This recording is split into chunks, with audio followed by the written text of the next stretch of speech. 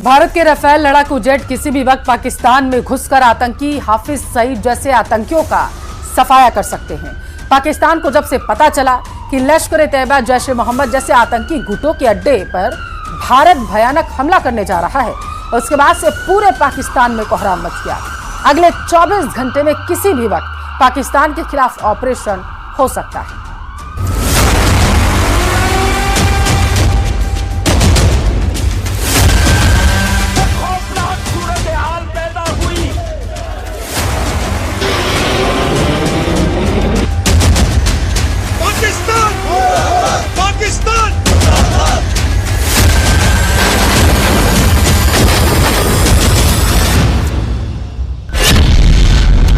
Bunker में छिपा Hafiz Saeed, America ने कहा मार दो।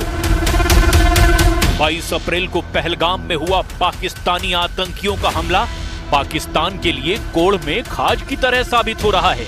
भारत के इरादों को भांपते हुए अब अमेरिका के उपराष्ट्रपति जेडी वेंस ने खुलेआम एक इंटरव्यू में कहा कि भारत चुन चुन कर उन आतंकियों और उनके आकाओं को मारे जिन्होंने पहलगाम में 27 लोगों का नरसंहार किया।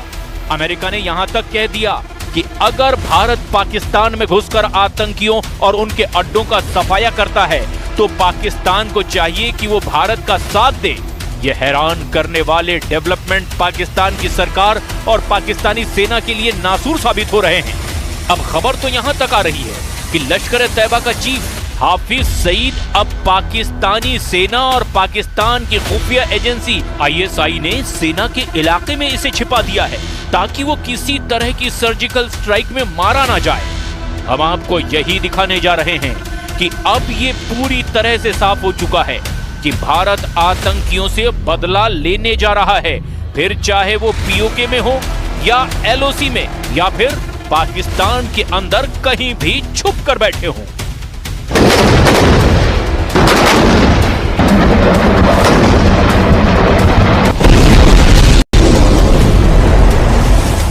बेशक पहलगाम हमले की जिम्मेदारी TRF ने ली हो, लेकिन इस हमले का पूरा प्लान पाकिस्तान में लश्कर के हेडक्वार्टर में बनाया गया। जो खबरें आ रही है उनके मुताबिक भारतीय सेना पाकिस्तान के खिलाफ तैयारियों में जुटी हुई है।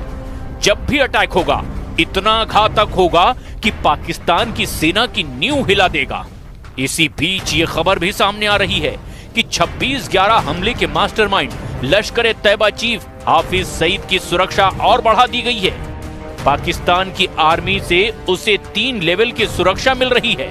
ऐसे में बड़ा सवाल यह है कि आखिर हाफिज पाकिस्तान के लिए इतना अहम कैसे हो गया जो उसे इतनी कड़ी सुरक्षा मुहैया कराई जा रही है।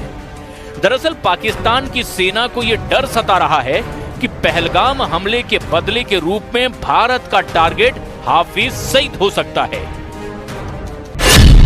पाकिस्तान को अब भारतीय हमले का खौफ, 1000 पाकिस्तानी मदरसे बंद। इस वक्त LOC से लेकर POK तक पाकिस्तानी सेना और आतंकी पूरी तरह से बौखलाए हुए हैं। हालात ये हैं कि पाकिस्तानी सेना की 10वीं कोर LOC पर सैकड़ों टैंक लेकर पहुंच चुकी है, जबकि पाकिस्तान के जैश ए मोहम्मद और लश्कर ए तैयबा जैसे आतंकी संगठनों ने अपने अड्डों को पूरी तरह से खाली कर दिया है। जो जानकारी मिल रही है उसके मुताबिक पाकिस्तान में 1000 मदरसे बंद हो चुके हैं।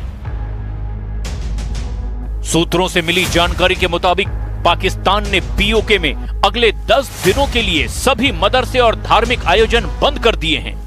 POK में मौजूद 1000 पाकिस्तानी मदरसों को बंद कर दिया गया है। पाकिस्तानी अधिकारी खुद मानकर चल रहे हैं कि भारतीय सेना यहां पर हमला कर सकती है। न्यूज एजेंसी रॉयटर्स के मुताबिक पाकिस्तानी अधिकारी हाफिज नाजिर अहमद ने माना है कि मदरसों को अस्थायी रूप से बंद कर दिया गया है। हाफिज सईद अक्सर पाकिस्तान में खुलेआम भीड़ के बीच अपने काफिले के साथ निकलता था। उसको पाकिस्तान की सेना और खुफिया एजेंसियां सुरक्षा देती हैं, लेकिन उन्हें पता था कि पहलगाम हमले के बाद हालात ऐसे होंगे कि किसी तरह की सुरक्षा काम नहीं आएगी। लिहाजा हाफिज सईद को अब आर्मी अफसरों की कॉलोनी में छिपा दिया गया है। हाफिज सईद को पाक आर्मी ने 3 बुलेट प्रूफ गाड़ियां दी हैं। हाफिज सईद की गाड़ी का ड्राइवर भी पाक आर्मी का रिटायर एसएसजी पैरा कमांडो है। हाफिज का ड्राइवर शॉटगन और AK-47 और किटी पिस्तौल से पूरी तरह लैस है। लश्कर के ट्रेंड आतंकी कोड वर्ड में हाफिज सईद को तायाजी कहते हैं। वो ये न समझ ले कि हमारे 27 नागरिकों का जान लेकर ये लड़ाई जीते हो। मैं सभी आतंक फैलाने वालों को कहना चाहता हूं कि लड़ाई का अंत नहीं है, एक मकाम है।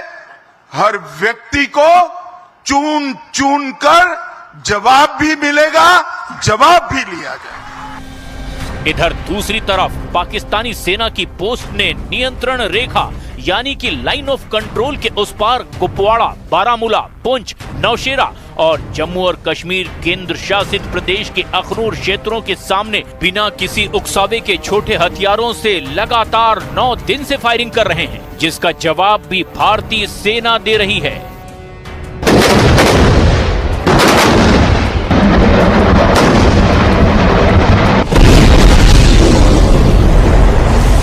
इधर दूसरी तरफ पहलगाम में जांच एजेंसियां अपनी पूरी क्षमता से इस आतंकी हमले की जांच में जुटी हुई है।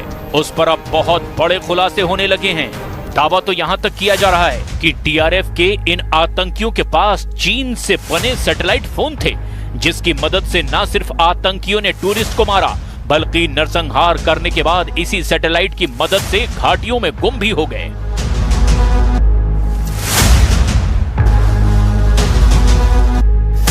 पहलगाम में हुए आतंकी हमले की जांच में कई खुलासे हुए हैं।